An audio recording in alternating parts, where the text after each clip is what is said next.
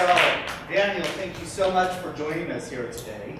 I was just talking with Dan out in the lobby about the place and how it's changed and in some ways how it hasn't. And along those lines, when you graduated, theater in this country looked a bit different, but I would imagine there's still some things that are essential for those graduating to take with them as they go out into the world, make their way out to the world and want to become a theater professional. Could you talk a little bit about what you would consider some of the most important skills for any student studying theater today to have when they graduate? Well, when you hear what do you study in terms of the world? I know when I was here, we didn't actually get much instruction about the world we were going into, but I know I teach now out in Illinois, and we spend at least a semester, sometimes more, basically talking about what happens when you leave school, what you need to do, how prepared you need to be to enter the profession. Back in the day, we just stumbled out of here and looked for work. I was very lucky because a man named Jules Irving taught here in the school, and so did Herbert Blau, who taught up in the English department, and they ran a theater called the Actors Workshop, which was one of the first professional regional theaters in the country. There were 4 altogether. And the Actors Workshop was one of them.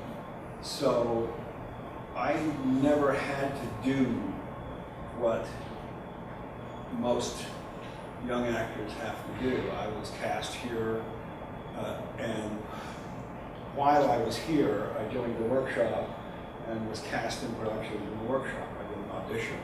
I didn't have to go through that process. And then I was taken to New York when the Actors Workshop took over Lincoln Center, where Jules Irving was a Blau did, and they took me along, and the same thing happened. So it was truly me sort of stumbling from one show to another, from one profession to another, and there was very little planning involved. I don't think that's actually a smart thing. I just have to be extremely lucky. We now in the schools sort of teach how we present ourselves, learning who we are, how we're perceived in the world, how we're perceived in the world of theater, and not that one always plays to those perceptions, but you have to know that at least. That is, if you want to stretch beyond that, that's wonderful. You should be able to do it. But basically, how you get a job has to be part of what we do here. So Academy. we spent a lot of time on foundation work, voice work, movement, several levels of acting, some basic directing, but I would say most of our majors are performance emphasis. Of course, designers are being groomed to put together a portfolio and how to present themselves in that way. Can you speak to a little bit about the importance of those kind of foundation skills in voice and text analysis and movement for an actor? Well, I think that's long term. I don't think that's just something you do while you're here and then go out and put it to use. Most of the actors that I know, particularly actors who are involved in the classics, that voice work continues. It changes as they get older, and some of them, because they get older, you can hear my voice, it starts to sort of feather out. They have to actually do more. They spend more hours a day working on that. But though, yes, absolutely, those skills are absolutely necessary. But as I say, I think they're long-term, as is the physical training you might learn here. That's for life.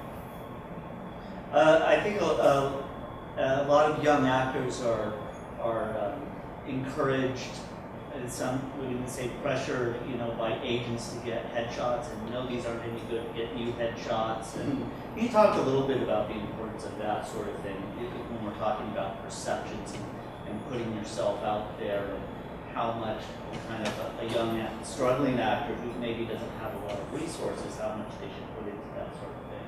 Well, I think you have to put enough into it. I mean, you have to have the pick and res. That's just part. Those are the tools of the trade. It's no getting by without that. And certainly, if it comes to an agent, no agent is going to accept you unless you have that kind of thing. And later on, it's the real that you have.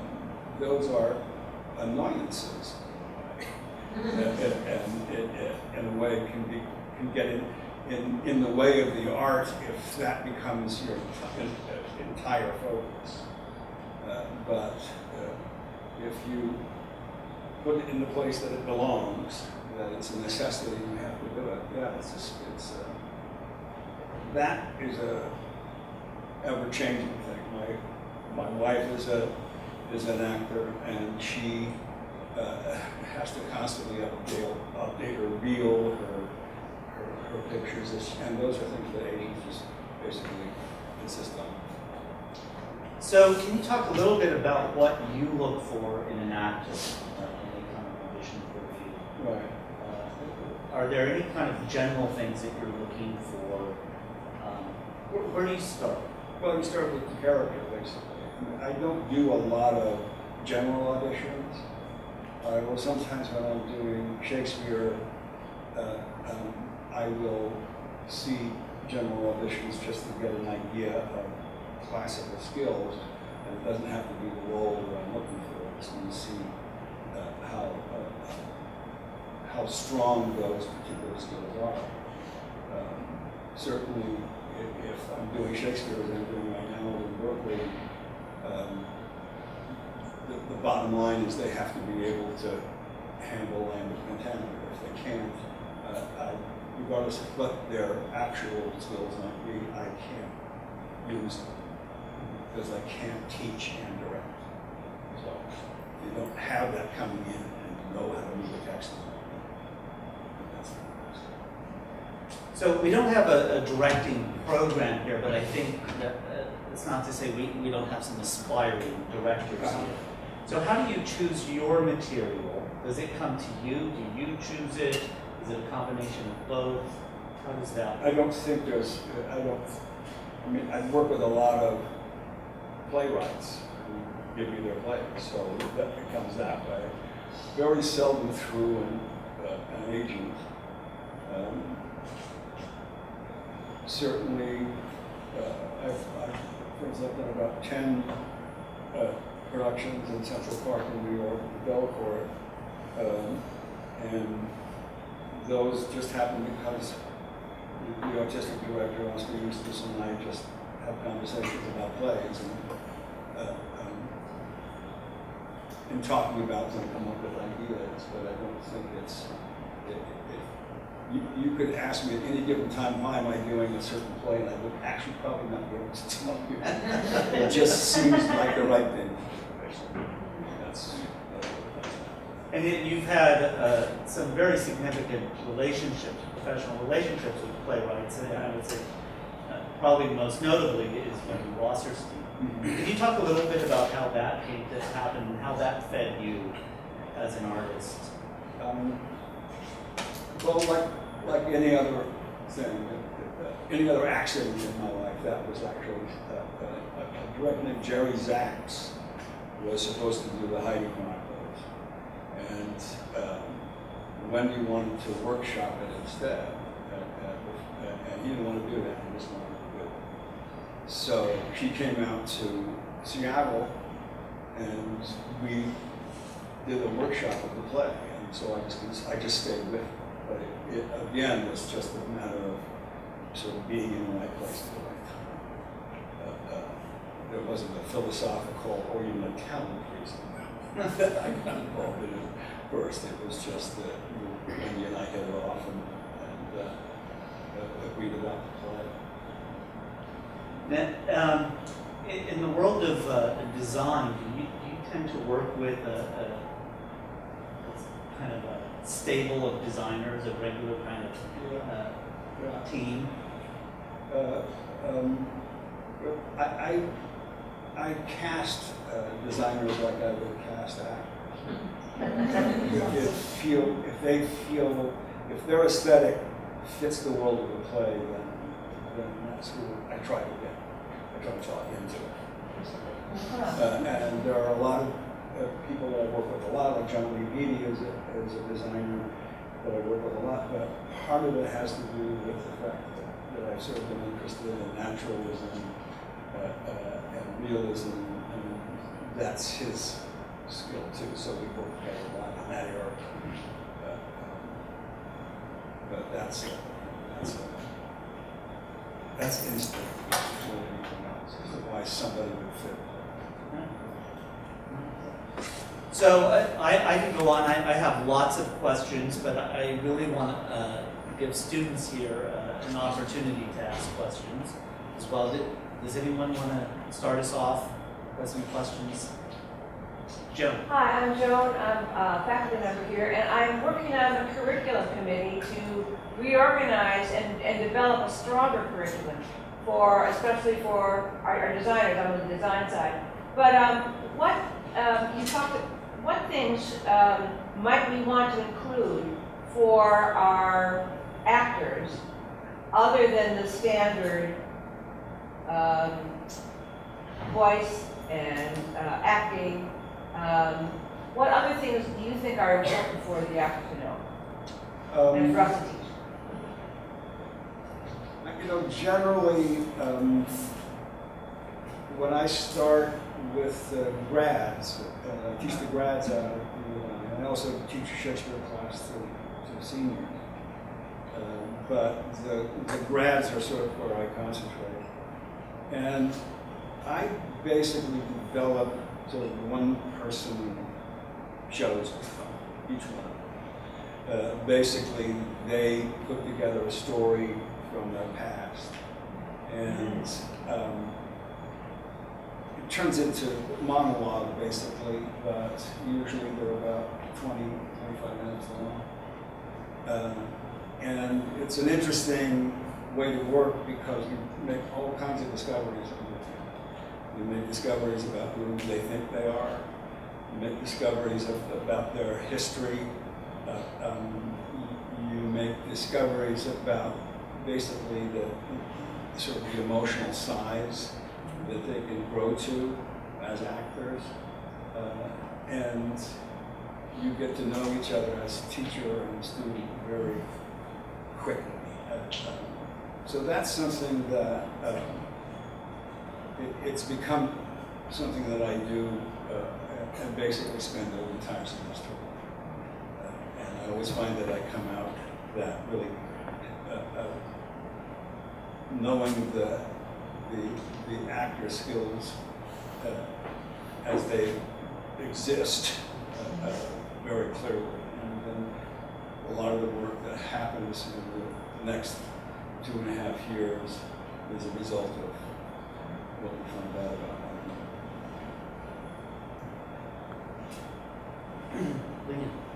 them. What's exciting you about the direction that Peter's going in? Are there any new movements or playwrights or styles that are kind of coming to the foreground that are really? Well, there are it's interesting you mentioned Wendy because it was very unusual to have a female writer on Broadway. Very, very unusual. Just the fact that she won the Tony was basically the first woman to win for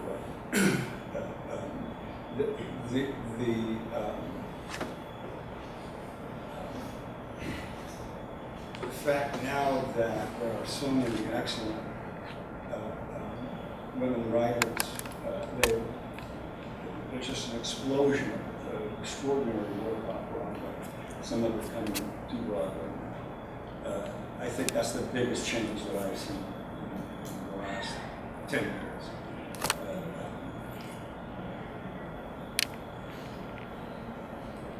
mentioned a minute ago that you don't want to teach when you're directing. Yeah. I have found that when I've been in shows, when I've directed here at school, that I often feel like I'm either in an acting class as a director, or it's part of my responsibility, or sort of becomes my sort of duty as a director to sort of sometimes I feel like I'm teaching acting in a way. You're teaching me. It feels that way, that if, that sort of guiding people along and Right. helping them discover new choices. Right. So I'm interested in knowing what that dynamic is like with you when you're directing, and maybe you're working with a somewhat experienced actor versus an incredibly experienced actor, whether you still find yourself kind of, it feels like an acting class, you're teaching somebody how to. No, I don't. I try not to get into a situation like I don't. And that's something that I think I can learn in auditions. If it's somebody I don't know, it's half the people I work with that I already know and understand what they're supposed to. But I'll go through 3 auditions with someone if I suspect in any way that there's a kind of a repeated thing that's going on, that the acting isn't organic. I also find that a lot of kids coming out of schools, there's a term that some of the teachers that the U of I used that I thought was awful, which was directability. If that's what we're doing, that is, that the student is waiting for the director to tell them what to do, then that person's going to be in trouble. Because if you don't come in so versed in the play itself, but also with choices sort of caroming around in your head, if the work isn't totally connected with the other actors from the beginning, so the choices really aren't about things that are coming out of you or out of the director, but out of what is organically happening with the actors, then it's going to be really hard to sustain a career, because that's what it's all about. And certainly it's going to be hard for me to work with them, because I work off impulses. And that can be sometimes a negative thing, because that impulse might be completely wrong. But I usually follow it anyway, just to see where it goes, and very often it turns up in this one. So if you were to ask half the actors that I work with what it is that I do, they would say, how the hell do you know? He sort of sits around and watches this. I saw an interesting interview on Charlie Rose. Was talking with Hilary Swank, and she was talking about Just Don't Boys Don't Cry, and she was talking about the opportunity to workshop that script. And she said something that I've always remembered, and she says, we found about 100 different wrong ways to do that one scene before we found the right way of telling the way we wanted to. And it sounds like a bit of what you're talking about is discovery. You've got the material, and you're on this kind of discovery with the actors. And taking chances. I mean, I'm working an old friend Francis McDormand is doing Lady Macbeth out of Berkeley, so which is the reason I'm there. And she'll come to me before we'll work for a scene to say, I really think it should be. And the moment she starts, I think, oh my God, what are we doing now? and it's a completely wrong-headed idea. But if she didn't try it, if she didn't go there, she would never be able to put it together. That she has to go as far as she can go before she feels it's wrong. And also, I then have to be able to talk her down from it. Not that all actors work that way, but it's also, if you're doing Shakespeare and you have a strong subtextual bent, like Francis does,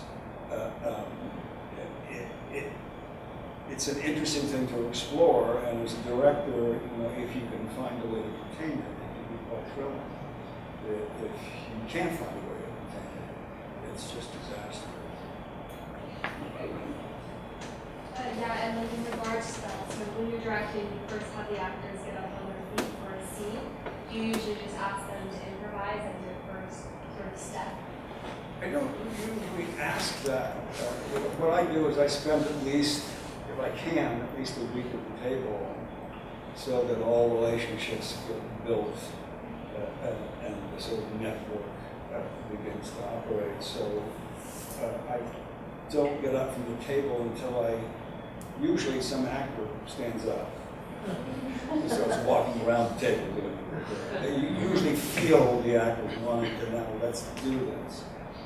So again, you just follow that impulse. If you don't have that, or you feel you explored it enough, you just have to keep at it until you have it done. Hi, Dan. I'm Natasha. I'm the production manager of our school here, and it's my responsibility to cultivate the stage managers in our program. And I often find that they're the unsung heroes of the production team. And it's such a unique person that can take on that role. And I just want to ask, do you have certain stage managers that you work with over and over again? Is there a comfort in that, or do you like to work with different stage managers? What would be good, what are good qualities that you look for? It's very much the same as, I like to work with a lot of the same actors again because we have a shorthand, and I feel the same way about stage managers. The stage manager sort of knows how I work, and they don't have to get used to that for the first couple of weeks. Why isn't he talking to me? Why doesn't he tell me the things that the information you have to have, you know how to get it. That's really important. And so it also sort of solves the preparation. I know I'm working with a stage manager, and I'm working with a wonderful guy, but I know that first week is always tough on the stage manager, trying to figure out what is this all about? How is this person working? How do they want to work? And do you think that relationship is solved in, some pre-production meetings, or is that something more organic where surely you can relay your style, but eventually through table work and getting up on your feet, this relationship starts to develop, and the support system starts to come in place? I mean, I find that the best stage managers, the stage managers that I like to work with are stage managers who love actors. To me, that's, where that admiration is clear to the actors also. That they, sometimes a stage manager will feel a little bit like a sort of angry shepherd.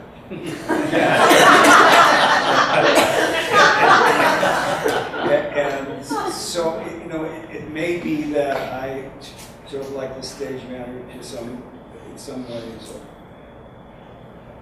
reflect my own sort of inside. I was the stage manager of Hair, if you could imagine, the original Broadway production of Hair. And, you had to, on any given night, there would be maybe 6 tribe members missing for one reason. And if you know that show, they play a multitude of roles, etc. So you had to have in your head, not only the range of the voices that would fill in this problem, take over for those people, but you had to do it at half hour when the kid didn't show up. So it had to be fairly loose. You had to have you were. I think every stage manager needs this sort of disciplinarian. That element has to be there, but it can be very sort of lightly applied, humorously applied, so that it can still work. And in that case, you had to have a sort of intimate knowledge of that show in order to make that all somehow work. And you had to have the absolute trust of the cast. That's extraordinarily. They know they're protected. We have, When you spoke about Francis McDormand at Berkeley Rec, you used the phrase subtextual bent. I was wondering if you could elaborate on that a little bit. Well, she's playing a role of Lady Macbeth with a man named Conleth Conleth Hill. Did you ever watch Game of Thrones? Yeah, I actually have tickets to the play. Okay, so you know Conleth. Okay. And Conleth, comes out of he's an Irishman, but he went to school in England, in dramatic schools in England. He comes out of the British tradition of Shakespeare. And Frances will talk to him about what she actually thinks is going on underneath the surface of the scene.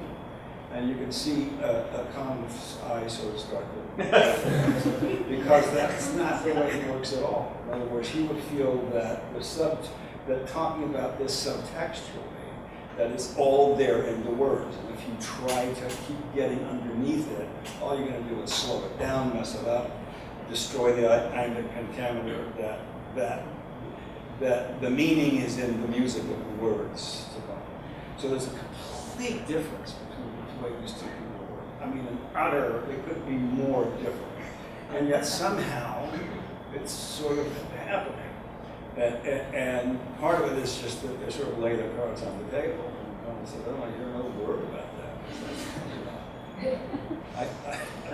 I have to get through the play.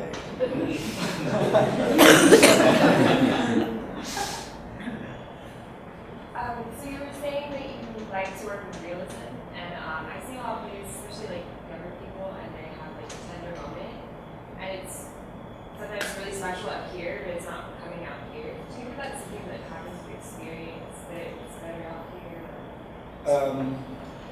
Are you talking about actors whose performances can't make it off? I think, well, when people are tender, I think it can't come out here as much because they're trying to connect with the other actors. Yes. So I was just wondering, do you think that's a real problem that you learn to like tackle? Well, I think that it always has to make it out to the audience, regardless of what it is you're doing. So, I mean, that's pure technique. That, I mean, you can play with your back to the audience through an entire play and whisper your lines so they don't hear it. That it's your responsibility to be heard and quite frankly seen. Myself, I don't like it. When I'm working on a play, I don't like to see a lot of actor audience orientation. When I see an actor playing a scene with somebody and turn 3/4 away, because they want it makes me very nervous. So I feel that's what I do. In other words, they should just play the scene however, wherever it happens to be. And I will do the focus stuff. But if focus is in the mind of the actor, the work can't get done. The real work just doesn't get done, but they can't see me. I'll make sure they see me. Okay. You just play the scene. And that's the general rule for me. so how do you handle asides in Shakespeare? If you don't like that kind of... Well, aside is a direct address. So that's a very different thing. That's a case where the actor is actually playing with the audience, where you're actually talking to an audience. The audience is complicit in your performance. They're implicit in the story also. So it's like not making her. No, besides the, No. yeah. Are there any particular experiences in your career that have changed the way you work and your process? I think that's more a process of erosion. in that, you know, when you start out, you feel you have to be in control as a director. That's what directing is all about. It's about control. And it has to be your idea, and these people all have to do what I say. And that over a period of time, it becomes wearisome. And you also don't really get good work if that's what you're doing. And you begin to realize that control is something entirely different from what you thought it was. If you have an idea, how do you get that idea and the actor's idea to work at the same time? But if you don't have actors with agency in the rehearsal process, you don't have a good job. You just don't. If actors aren't part of the creative process, well, let's say, I don't know if you don't have a good show, but you don't have a very good life as a director, if that's what you have. If it's just about making your ideas seen, then the whole process, this whole social process of directing becomes a big turnoff for everybody. And that's a hard life to lead. I spend my life directing. That's what I do all the time. So when I say erosion, I guess it's about not putting yourself forward quite as much as you may have when you were younger. It's about seeing the other point of view. It's about learning from your cast as opposed to imposing.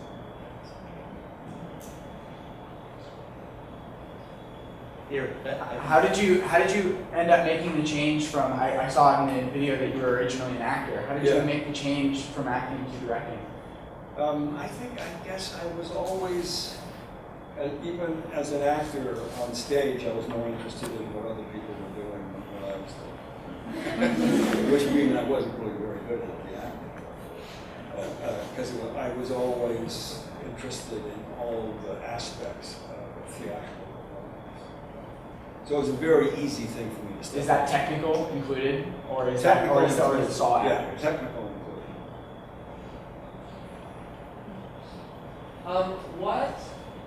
What do you do after a show is open?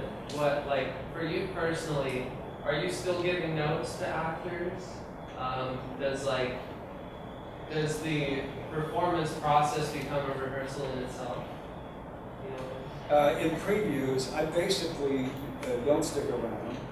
If it's a commercial production or a long-running production, then yeah, you go back and take a look at it and give notes because things always fall apart.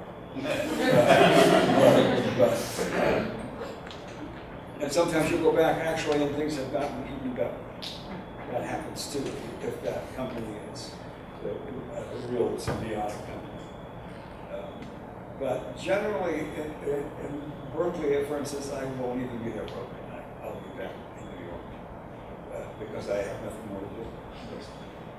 And also I have to start another project the next day. So the preview period to me is the time of greatest learning. As a director, not necessarily for actors, but for me it's a huge, things change hugely, and it will with this particular project because it's such a technical nightmare. Real blood. I mean, Well, real blood, but then you have to have all these apparitions, and then witches. I don't want to look like Halloween. It's very hard, it's hard. It's a hard life. Here. I'm finding that the more reading and writing my own material are between the things that really encourage me and spark my imagination. And I wonder if you write, and what are the things that sort of become the lens through which you see the world and sort of When you say write, you're talking about writing Like- plays? yeah. I just wrote one play, which got done one, I think, called Inspecting Carol, which we did up in Seattle, and it really happened because I headed a panel for the NEA on, it was supposed to be about ensembles, and theaters around the country were to put in, and they were very large grants. If they had ensembles, they could get this funding. And playwright, the NEA would send out people to the various theaters to, like inspectors, basically, look at the theater. And this guy went out, this playwright went out to look at the theater in the Midwest, and the guy who ran the theater tried to bribe him by saying, "We'll put on one of your plays if you help us." So I thought that was a great idea for a play. So we took Goebel's Inspector General and sort of mashed it up with that idea. And I had a company at that time in Seattle, a real acting company. And so we just got together in a room and workshopped it. I wrote it basically like scene by scene every night. We come in, I give it to the actors, they'd sort of put their own stuff in, and it was wonderful. It was a wonderful evening. But I don't, I love writers, and I'm not a writer because I don't have that particular discipline. And I think it is a discipline in terms of the amount of time you spend at it, the amount of time you devote to it. I don't have that at all. And part of it is this, I'm in this because I came to State College and found the family of theater, and that was my society. And that's what I fell in love with it, and I've never left it. And sort of that's what I need. Whereas I think the playwright is, it has to be someone who is comfortable with loneliness, comfortable with that solitary act. And I'm not. I'm more interested in the behavior around me than I am in sort of capturing it. I was interested in how you, as a director, bridge the gap between old, like Shakespearean and modern day English, because I know there's kind of a barrier in that sense. I was wondering how you.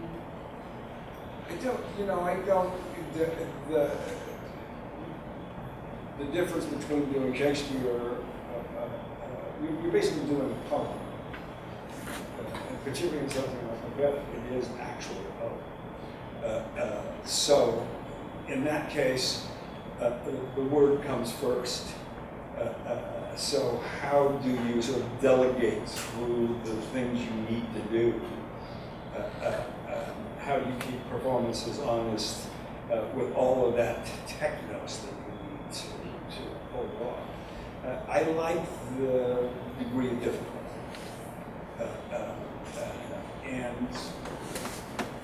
But I also like to work on new plays, and I don't find that the job is that different. It's just the degree of difficulty. You had your hand up here. Yeah, so as far as you finding your work, it seems like you sort of just found your inspiration in other people and you just like shared ideas and harbored them. Is that what you would advise to a graduating senior, to just follow your inspirations, or is there something that's just become, like, is there a step that's just become reality to you? know, most of the people who graduated from the U of I that have had fairly successful acting careers, and many of them in Chicago, they've sort of formed little companies. And I think that's a wonderful thing. If there are like-minded people who get together and go out in the world together, basically. It's been tremendously successful for a lot of them who sort of have formed a small ensemble. It started that way, just getting seen, but also just sharing aesthetic. It's the best thing you really right now. A lot of hands, I want to make sure, we have 2 minutes left, I want to make sure we get to everyone. Do you have hope that our culture present can produce writing that is as enduring as the classics? And what is that makes it so enduring? Well, that's a very good question. I don't know because we're not in the future, so we can't tell what's endured. I like a lot of the writing, newer writing that is sort of more metaphysical, less story-driven. I find that there's a kind of breakthrough, and that kind of work couldn't find an audience 30 years ago, but it's starting to now.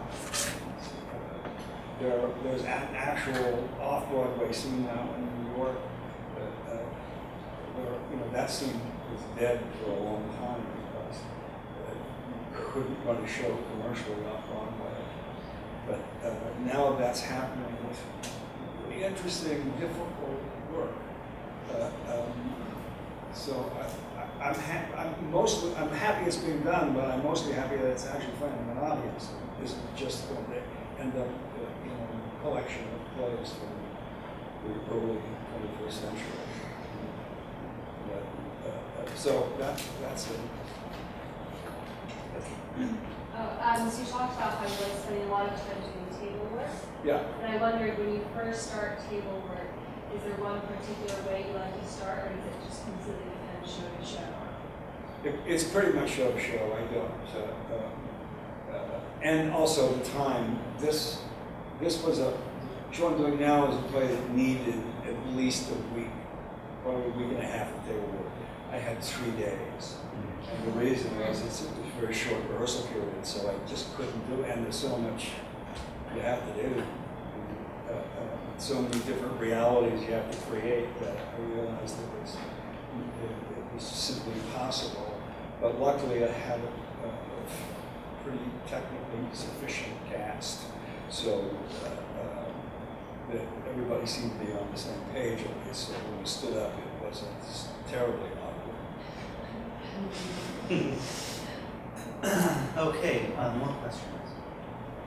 Banner. I just want to know if you have any thoughts on when I've talked to a few directors here in the Bay Area, I've had conversation and here at school about union contracts and how much actors get paid, and should we pay actors for coming to just audition, how we don't waste people's time, their time. I just want to know if you sort of have, with all your years and experience with working in this field and with the families, you must know if you think that the bar should sort of be increased, or how can we increase that bar where we sort of, do our diligence in supporting those. I didn't quite understand that question. The due diligence in terms of what? In terms of... Well, I don't want to make it so strictly like a financial question, but Right. I think it's a hard life to live what we do, and Yes. I want to know if you have found that to be your experience, if most people find that to be their experience, and if you have any thoughts on how we can make the life of being an actor or director or writer better. Well, I think, that is to some degree a union question.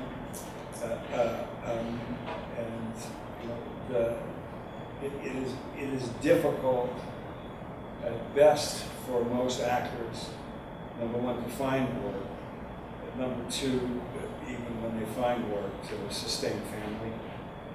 You can work, 2, 3, 4 times a year, and it's making that living. Unfortunately, it's like it's like a lot of other professions in the arts. There's the people who make the money. There's the 1% of artists who make the money, and then there's everybody else who's struggling. But the base pay that actors receive, I don't know what it's like, so I don't know what the Bay Area contracts are, but certainly in an off-Broadway situation, if you're an actor, say in New York, you can't make a living doing that. You can't make a living doing even at $700 a week in New York. That's not a living. Who else?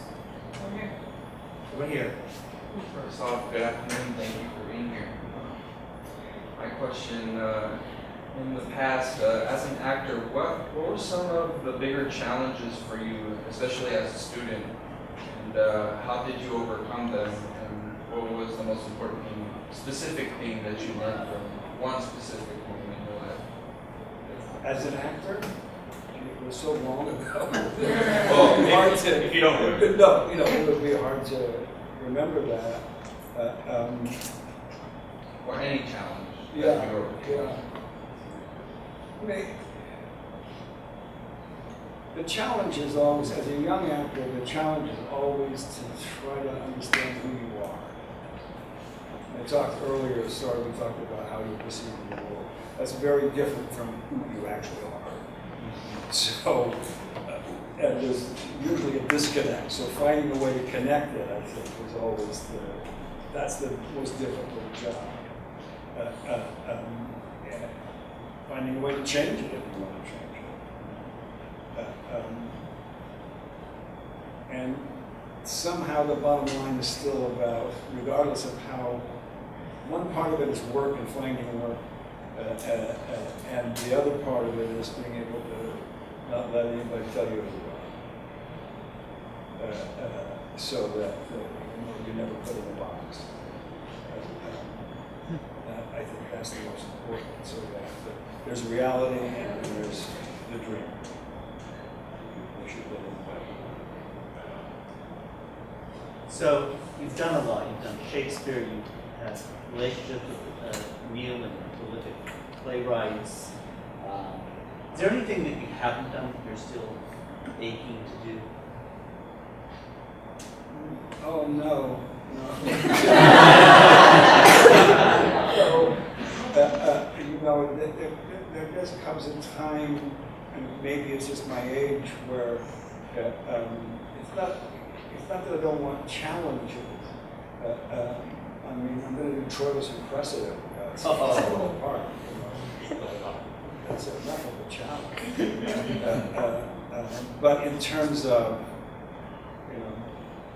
doing movies, television, that world, I'm just not interested in. I did a movie and it was just so boring. Because you just hang out with the DP, you hardly see the actors. It's not what I consider life. So that was not. So I don't really know. A long vacation, maybe that's You talked a little bit about compressed rehearsal times, and that's something that we've seen over the last 2 decades. Yeah. Everything gets shorter and shorter and Right. shorter, Right. including the runs. I remember the original theater shows used to have a 6-week run. Right. Yeah. Had a 6-week rehearsal. Now you're lucky if you get 3 weeks. Yeah. How do you strategize that to get the best use of your time? How do you cram all that in? Well, I try to stay away from the rehearsals that are too short. I know that's a result of what's happened in regional theaters. That's a result of declining subscription. That's a result of the fact that so much money now is spent selling a ticket. It used to be in Seattle, when I first came to Seattle Rep, all you did was you put out a brochure, and at the end of the year, and you got 26,000 subscribers. So there wasn't telemarketing. There wasn't, what are the things that we do now in regional theaters, where the artists, the artistic part of it is starting to shrink, and the administrative side is burgeoning. And it's not necessarily an evil. I mean, yeah, it is, but it comes from the necessity of staying alive. So that you have the two-person show, the one-man show, and the number of actors employed on the stage gets smaller in order to survive. That's to me the biggest problem.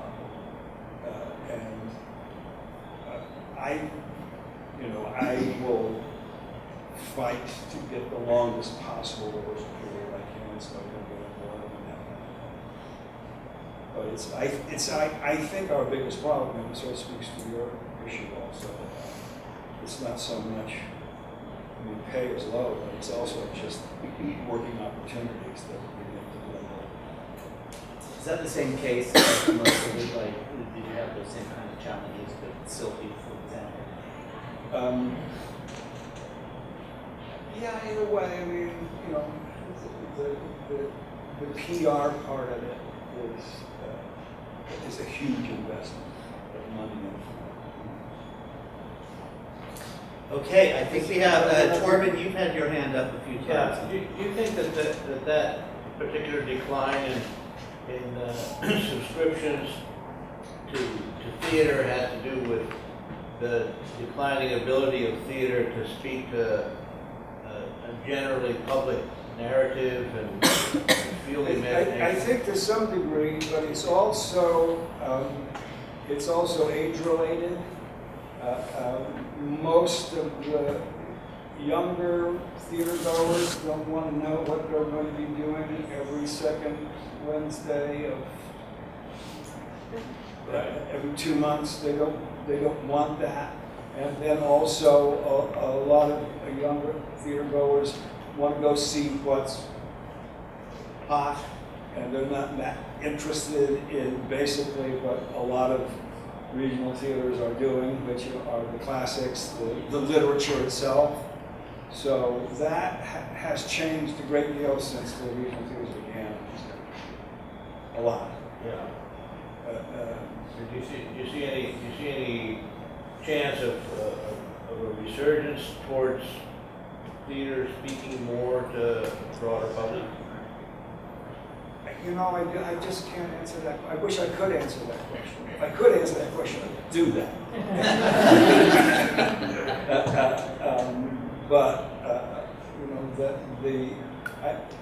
I still feel that a subscription house is the answer to what we do. It's just, who are your subscribers? And, they're dying off. And theaters aren't changing their ways. So, glad to leave you with that happy thought.